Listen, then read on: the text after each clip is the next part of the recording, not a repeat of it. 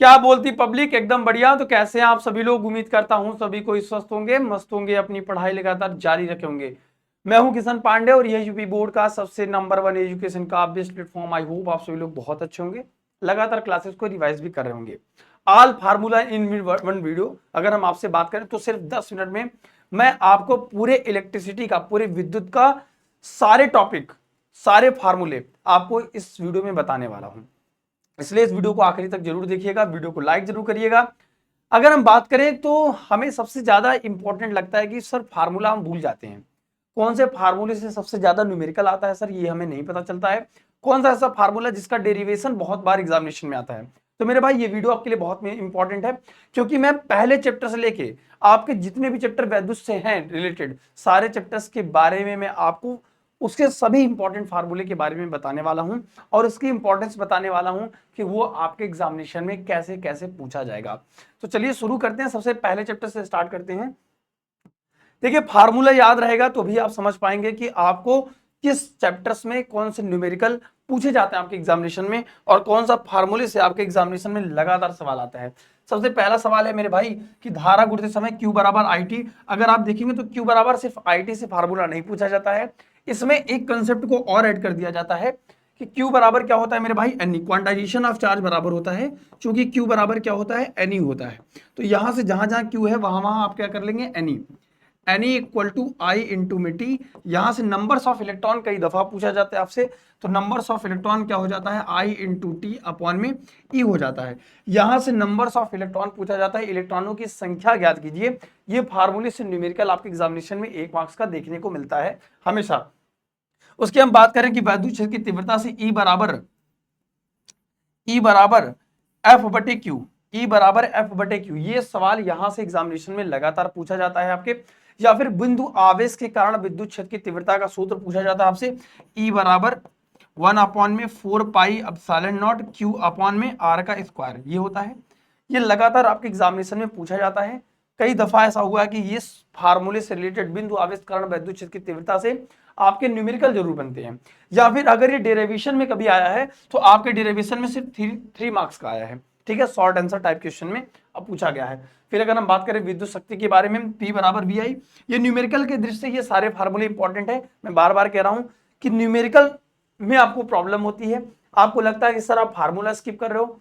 आपकी लगातार भारी डिमांड थी सर हमें सारे फार्मूले एक जगह दे दीजिए, ताकि हम ये समझ पाए कि ये फार्मूला हमारे लिए इंपॉर्टेंट है, इस फार्मूले से न्यूमेरिकल आएगा और इस फार्मूले से हमारा डेरिवेशन आएगा, ठीक है। चलिए मेरे भाई, उसके बाद वैद्युत फ्लक्स तथा गॉस का प्रमेय। आपको पता है कि गॉस के प्रमेय का अनुप्रयोग आपके एग्जामिनेशन के पॉइंट ऑफ व्यू से बहुत इंपॉर्टेंट है, डेरिवेशन से अगर हम दृष्टि से देखें, डेरिवेशन के हिसाब से बहुत इंपॉर्टेंट है। इसके बाद अगर हम बात करें परावैद्युतांक, 1 नंबर का लगातार आपके एग्जामिनेशन में या तो इसका रेशियो पूछा जा रहा है आपके, मतलब एमसीक्यू में देख ले सकते हैं, वरना इस पर लगातार आपके एग्जामिनेशन में न्यूमेरिकल 2 नंबर के पूछे जाते हैं आपके एग्जामिनेशन में, ठीक है। फिर अगर हम बात करें परावैद्युतांक बराबर, तो इसको नोट कर लीजिए, सारे फार्मूले आपके लिए इंपॉर्टेंट है। फिर अगर हम बात करें कि विद्युतशीलता यानी कि एप्सिलॉन नॉट का मान और मात्रक, एप्सिलॉन नॉट का मान और मात्रक आप हमेशा देखेंगे, कूलाम के नियम से इसको ज्ञात करते हैं, हमेशा इसका मान और मात्रक पूछा जाता है। यह बराबर 1/4 pi epsilon not Q1 Q2 बटे आर स्क्वायर होता है। इसका मात्रक हमेशा पूछा जाता है, तो कूलाम आवेश का मात्रक हो जाएगा कूलाम, कूलाम गुणित कूलाम यानी कि कूलाम का स्क्वायर यहाँ हो जाएगा न्यूटन, और दूरी का स्क्वायर यानी कि मीटर का स्क्वायर, कूलाम का स्क्वायर पर न्यूटन मीटर का स्क्वायर। अब साइलेंट नॉट का मात्रक था बीमा पूछा जाता है एग्जामिनेशन में हमेशा। उसके बाद आवेशों का सतत वितरण 3 प्रकार से होता है, ये तीनों में से किसी एक मतलब 7 सेट में आपके पेपर बनने हैं। 7 सेट में मेरे भाई किसी न किसी सेट में आपको आवेशों के सतत वितरण से सवाल पूछा ही पूछा जाएगा, ये डेफिनेटली है। आप लगातार प्रीवियस ईयर के क्वेश्चंस भी उठा के देख लीजिए, तो लगातार आवेशों के सतत वितरण से आपके एग्जामिनेशन में सवाल लगातार पूछे गए हैं, ठीक है। फिर अगर हम बात करें रेखीय आवेश घनत्व, तो lambda equal to Q by L होता है, ठीक है। मात्रक की बात करें तो आवेश का मात्रक कूलाम, कूलाम अपॉन में मीटर हो जाता है। फिर अगर हम आगे आपसे चर्चा करें कि पृष्ठ आवेश घनत्व क्या होता है, या फिर इसको क्षेत्रीय आवेश घनत्व भी कहते हैं। It is denoted by small sigma, sigma equal to क्या होता है, क्यू बाई ए, आवेश का मात्रा कुलाम, कुलाम बटे मीटर का स्क्वायर। तो दोनों याद रखेंगे, सिर्फ आप फार्मूला नहीं याद रखेंगे, फार्मूले का मात्रक भी बहुत जरूरी होता है, क्योंकि कई दफा ऐसा होता है आपके एमसीक्यू यानी कि ऑब्जेक्टिव क्वेश्चन में डायरेक्ट आपको विमा या मात्रक पूछ ही लिया जाता है, ठीक है। उसके बाद आयतन आवेश घनत्व या फिर आयतनीय आवेश घनत्व को कहते हैं रो से, रो इक्वल टू होता है क्यू बाई बी। आवेश का मात्रक चूंकि गुलाम होता है, गुलाम अपॉन में क्षेत्रफल का मात्रक मीटर का क्यूब हो जाएगा, ठीक है, नोट कर लीजिएगा। स्थिर वैद्युत विभव तथा धारिता में क्या चीजें इंपॉर्टेंट है, वैद्युत विभव या फिर विभवांतर में कभी कभी अंतर पूछ लिया जाता है, या V बराबर W अपॉन में क्यू नॉट, या फिर कभी कभी वैद्युत क्षेत्र की तीव्रता तथा विभवांतर में संबंध E इक्वल टू माइनस में dV अपॉन में dx या फिर dV अपॉन में dr, ठीक है, याद रखिएगा। वैद्युत क्षेत्र की तीव्रता तथा विभव प्रवणता में संबंध, ये हमेशा आपके किसी न किसी डेरिवेशन में इस्तेमाल होगा, किसी न किसी फार्मूले में इस्तेमाल होगा, ये बहुत जरूरी है, इस वजह से इसको भी आप याद रखेंगे, ठीक है। वैद्युत द्विध्रुव क्या होता है, P बराबर क्या होता है 2L/Q, यानी कि ऐसा समायोजन जब दो समान परिमाण तथा विपरीत प्रकृति के आवेश को अल्पतन दूरी पे रखते हैं, तो ऐसा समायोजन हमारा वैद्युत द्विध्रुव कहलाता है। और किसी एक आवेश का परिमाण और उसके बीच की अल्पतन दूरी को हम क्या कहते हैं, वैद्युत द्विध्रुव कहते हैं। चलिए, वैद्युत द्विध्रुव आघूर्ण क्या होता है, टाउ बराबर पी होता है, आपने कई दफा पढ़ा होगा, टाउ बराबर पी या फिर टाउ बराबर पीई साइन में थीटा। अगर आप इसको सदिश रूप में लिखना चाहते हैं, तो अगर हम बात करते हैं सदिश रूप कैसे लिखते हैं, वेक्टर ए क्रॉस बी रहता है तो इसको हम लिखते हैं ए बी साइन में थीटा, यही तो लिखते हैं। अगर हमारे पास पी साइन थीटा है तो इसको हम लिख सकते हैं वेक्टर में टाउ बराबर पी क्रॉस ही। कई दफा इसके सीक्वेंस का ध्यान रखेंगे, कई दफा ऐसा होता है ई को पहले दे देता है और पी को बाद में देता है, अगर ऐसा करेगा तो आपको माइनस लगा के देगा, तब वो सही होगा ऑप्शन। फार्मूला डायरेक्ट पूछा जाता है आपके एग्जामिनेशन में। धारिता सी बराबर क्या होता है, क्यू बाई वी होता है। किसी सेल का विद्युत वाहक बल ई बराबर डब्ल्यू अपॉन में क्यू नॉट होता है, ठीक है। अब वैद्युत धारिता से कई सवाल पूछे जाते हैं कि गोली संधारित्र की धारिता क्या होता है, सी बराबर 4 पाई एप्सिलॉन नॉट आर होता है, ठीक है, 4 पाई एप्सिलॉन नॉट आर होता है, ठीक है। और समांतर प्लेट संधारित्र की धारिता होता है सी बराबर एप्सिलॉन नॉट ए अपॉन में डी, ठीक है। ये दोनों फार्मूले इंपॉर्टेंट है, ये डेरिवेशन की दृष्टि से इंपॉर्टेंट आपका, यहां से लगातार आपके डेरिवेशन पूछे जा रहे हैं, और ये फार्मूले से आपको न्यूमेरिकल की दृष्टि से बहुत इंपॉर्टेंट है, याद रखिएगा। ये न्यूमेरिकल यहां से बहुत पूछा जाता है, और समांतर प्लेट संधारित्र की धारिता से इसका डेरिवेशन फिक्स है आपके एग्जामिनेशन में, बात को आप जान लीजिए, किसी न किसी सेट में आपको देखने को मिल जाएगा, ठीक है। वैद्युत विभव का सूत्र होता है V बराबर 1/4 पाई एप्सिलॉन नॉट, यानी कि अगर हम दूरी बढ़ाते जाएंगे तो हमारे विभव का मान कम होता चला जाएगा, इस बात को याद रखेंगे। फिर अगले सवाल चलते हैं।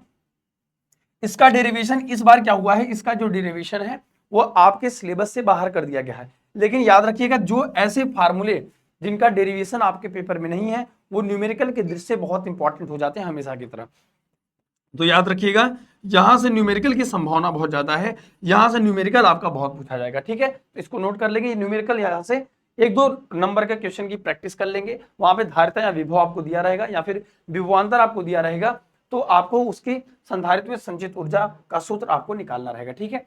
फिर उसके बाद वैद्युत धारा की अगर हम बात करें तो विद्युत धारा बराबर R equal to V upon में आई होता है, यही ओम का नियम है, ये तो इंपॉर्टेंट है ही। उसके बाद सबसे ज्यादा इंपॉर्टेंट है प्रतिरोध वाला, ठीक है, प्रतिरोधकता R बराबर होता है रो L बटे ए। इस फार्मूले से आपको लगभग आप देखेंगे कि 99% चांस है कि यहां से न्यूमेरिकल देखने को मिलता है।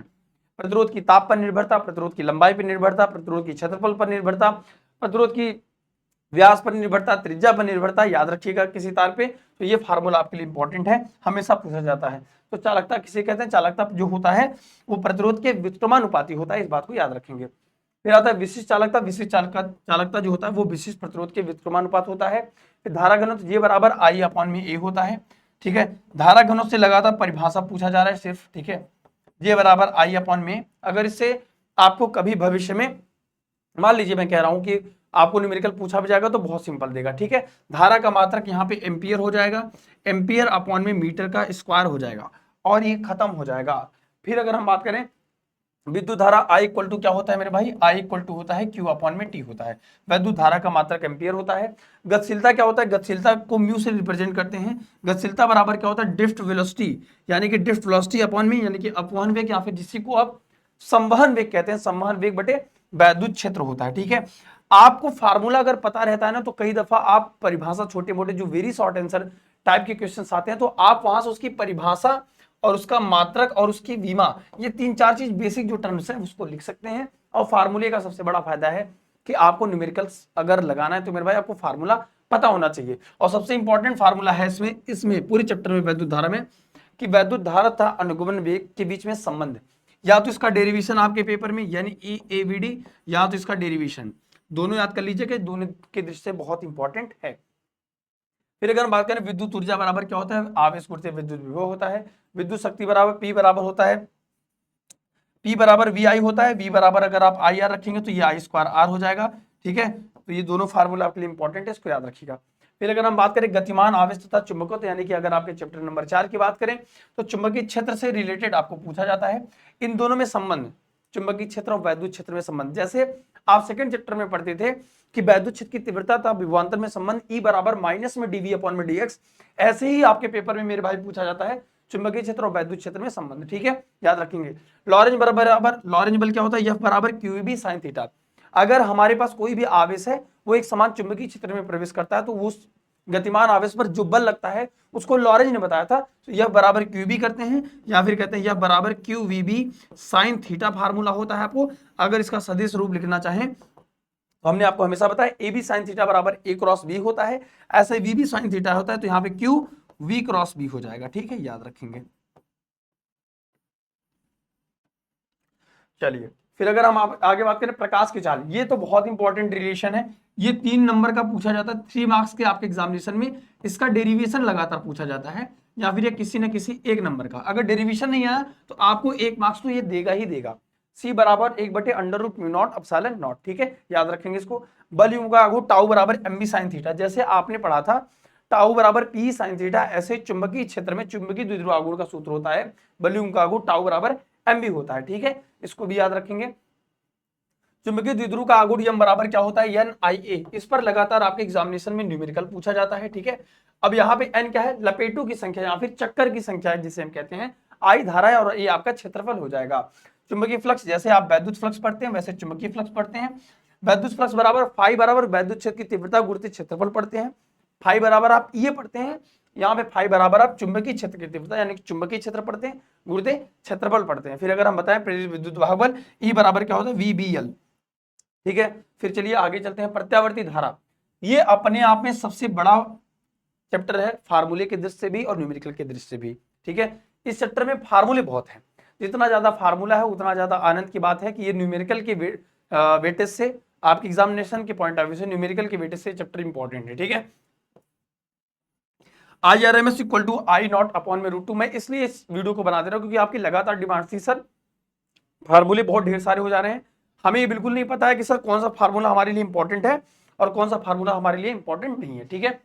तो ये आपका प्रत्यावर्ती धारे का इंपॉर्टेंट हो गया सारा, ठीक है। प्रतिघात प्रेरण प्रतिघात एक्सल बराबर होता है ओमेगा एल, ठीक है, एक्सल बराबर ओमेगा एल होता है। ओमेगा इक्वल टू क्या होता है मेरे भाई, ओमेगा इक्वल टू चूंकि होता है 2πf, तो यहां से ओमेगा एल की एक जगह पे आप क्या लिख सकते हैं 2πf इंटू में एल, ठीक है। और एक्स इक्वल टू होता है 1 अपॉन में omega C, omega equal to क्या होता है 2πf, 2f क्या है फ्रीक्वेंसी है, ठीक है, 1 अपॉन में 2πf इंटू सी हो जाएगा, ठीक है। ये रहा आपके सामने प्रतिबाधा का सूत्र। ये लगातार आपके एग्जामिनेशन में इस वाले चैप्टर से लगातार आपको इसका डेरिवेशन और इस पर न्यूमेरिकल, ये जो लिखा है वाकई में ऐसे लिखा हुआ है, प्रतिबाधा बराबर जेड बराबर आर स्क्वायर प्लस एक्स बड़ा सा और ये एल, ठीक है, प्रेरित प्रतिघात माइनस में एक्सी का होल स्क्वायर हो जाएगा, ठीक है, इसको याद रखेंगे। आई होप ये पूरा कंप्लीट इलेक्ट्रिसिटी पूरा वैद्युत से ऐसे फार्मूले हैं जो आपके एग्जाम के पॉइंट ऑफ व्यू से इंपॉर्टेंट है। इसमें जो फार्मूले हमने बताया कि डेरिवेशन से दृष्टि से इंपॉर्टेंट है, तो वो डेरिवेशन की दृष्टि से इंपॉर्टेंट है। आई होप यह वीडियो आपको बहुत अच्छी लगी होगी। सभी लोग वीडियो को लाइक करिएगा। अगर आपको फिजिक्स में किस टॉपिक पे प्रॉब्लम होती है, अगर वो आप कमेंट करेंगे तो उस टॉपिक पर आपको वीडियो मिल जाएगी। अपना ध्यान रखिए, खूब पढ़ते रहिए, मुस्कुराते रहिए। मिलते हैं छोटे से ब्रेक के बाद। थैंक यू सो मच प्यारे बच्चों, love you all, take care, जय हिंद, जय भारत।